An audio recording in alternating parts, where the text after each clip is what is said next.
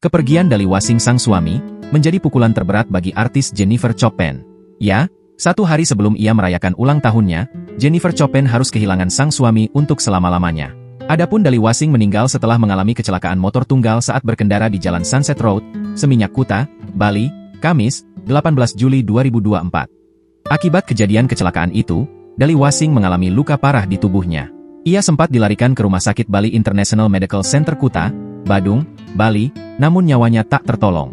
Melalui unggahan terbarunya, Jennifer Chopin pun mencurahkan perasaan pilunya yang baru saja ditinggal oleh Dali Wasing. Apalagi mereka baru saja dikaruniai anak perempuan cantik yang baru berusia 8 bulan. Jennifer Chopin mengaku kehilangan Dali merupakan salah satu cobaan terberat di hidupnya. Bahkan, ultah yang seharusnya dirayakan bersama, kini telah diganti dengan kabar duka. Comeback Dali, ada banyak cobaan di hidup aku tapi kali ini aku gak kuat Dali. Aku gak kuat ya Allah kali ini terlalu berat.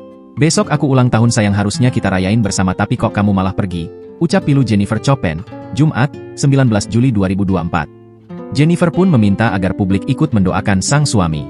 Ia berjanji akan mencoba ikhlas atas kepergian Dali.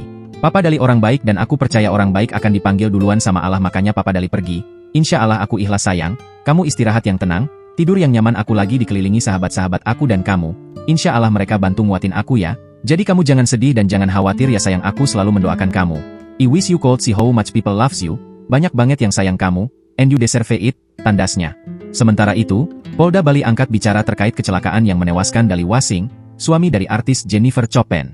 Melansir dari tribunbali.com, Humas Polda Bali, Kombes Pol Jensen Avitus Panjaitan mengatakan kecelakaan tersebut terjadi pada pukul 2 waktu Indonesia Tengah.